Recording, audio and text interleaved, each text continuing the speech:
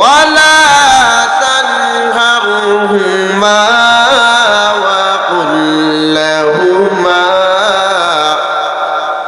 وقل لهما قولا كريما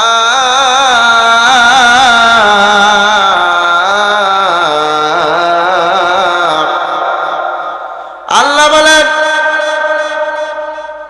ইহসানের 2 নম্বর ব্যাখ্যা হচ্ছে ওয়ালা তানহারহুমা, মা বাবারে ধমক দিবা না।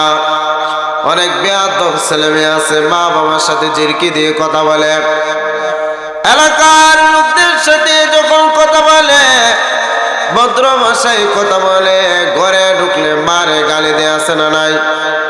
বাবাকে ডাকে বুড়া, মাকে ডাকে বুড়ি। তুমি কেমন করে তোমার আব্বা আম্মাকে বুড়া ডাকো, ঠিক কিনা কোন?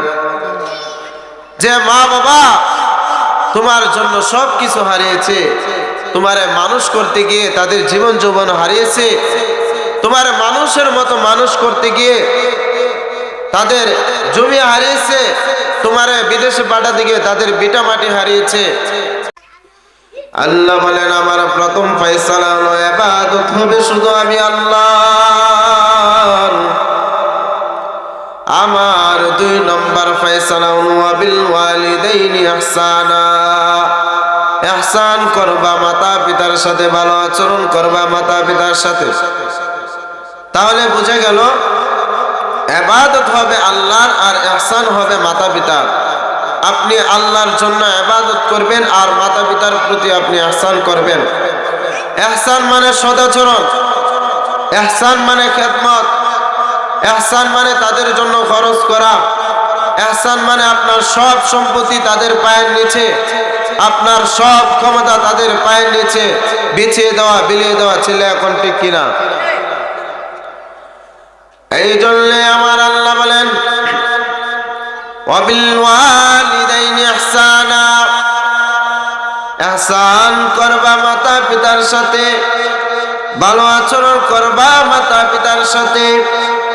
আমরা বললাম আল্লাহ আপনার জন্য ইবাদত হবে, এটা আমরা বুঝলাম। মাতা পিতার সাথে ইহসান কিভাবে করবে এটা তো আমরা বুঝলাম না। আল্লাহ বলেন ইহসান কাকে বলে, যদি না বুঝে থাকো তাহলে বুঝে নাও। ইম্মা ইয়াবলুগান্না ইনদাকাল কিবারা আহাদুহুমা আও কিলাহুমা ফালা তাকুল লাহুমা উফ। আল্লাহ নিজে ইহসানের ব্যাখ্যা দিচ্ছেন। আল্লাহ বলেন আব্বা আম্মা একজন কিংবা উভয়জন যখন বার্ধক্য উপনীত হয়ে যায়, বয়সে যখন পৌঁছে যায়, খবরদার ওই মা বাবার সাথে চিরকি দিয়ে কথা বলা যাবে না। কেননা আমরা যখন ছোট ছিলাম মাতা পিতাকে কষ্ট দিয়েছি কি দেই নাই? আপনার কত বছর আগের কথা মনে আছে? আপনার বয়স যখন 3 তখন আপনি কি করেছিলেন মনে আছে? তো এটাই যদি মনে না থাকে, আপনার বয়স যখন 2 তখন আপনি কি করেছিলেন মনে আছে? আপনার বয়স যখন 1 তখন আপনি কি করেছিলেন মনে আছে? জ্বালাতন তো ওই সময় বেশি করেছেন, ঠিক কিনা? শীতের রাত আমার মা আমাকে নিয়ে রাত্রে বেলা ঘুমালো, পেশাব করে আমি ডান পাশটা আমি ভিজিয়ে দিয়েছি। আমার মা আমাকে ঘর থেকে বের করে দেই নাই। আমার মা আমাকে আদর করে সোহাগ করে আমার মা উনার বুকের বাম পাশে রেখে আবার আমাকে নিয়ে ঘুমাতে শুরু করলো। শীতের রাত, মাঘ মাসের শীতের রাত, আমি আমার মায়ের বাম পাশটাকেও আমি ভিজিয়ে দিয়েছি। আমার মা আমাকে ঘর থেকে বের করে দেই নাই। আমার মা আদর করে সোহাগ করে উনার বুকের মাঝখানে রেখে আবার আমাকে নিয়ে ঘুমাতে শুরু করলো। মাঘ মাসের শীতের রাত, রাত্র 3টা বাজে পেশাব করে মায়ের বুকটাকে আমি ভিজিয়ে দিয়েছি, জামাটাকে আমি ভিজিয়ে দিয়েছি। আমার মা রাত্র 3টা বাজে উঠে নতুন শাড়ি পরে, নতুন জামা পরে, আগের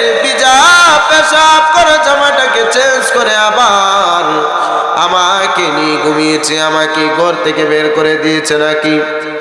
এই জন্যে আল্লাহ বুঝাইতে চাইলেন, গোলাম ছোট্টবেলা যেমনি মা বাবাকে কষ্ট দিয়েছ, মা বাবা রেগে যাই নাই, তোরে লাথি মেরে ঘর থেকে তাড়ায় দেই নাই, তোরে এতিমখানায় দিয়ে আসে নাই। মা বাবা যখন বার্ধক্যে উপনীত হয়ে যায়, বয়সে যখন পৌঁছে যায়, খবরদার ওই মা বাবার সাথে চিরকি দিয়ে কথা বলবা না। কার কথা? এরপর আল্লাহ বলেন, ইহসানের 2 নম্বর ব্যাখ্যা হচ্ছে, ওয়ালা তানহারহুমা ওয়া কুল লাহুমা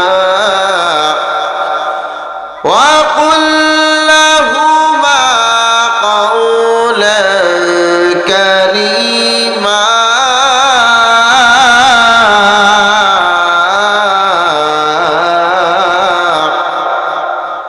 আল্লাহ বলেন,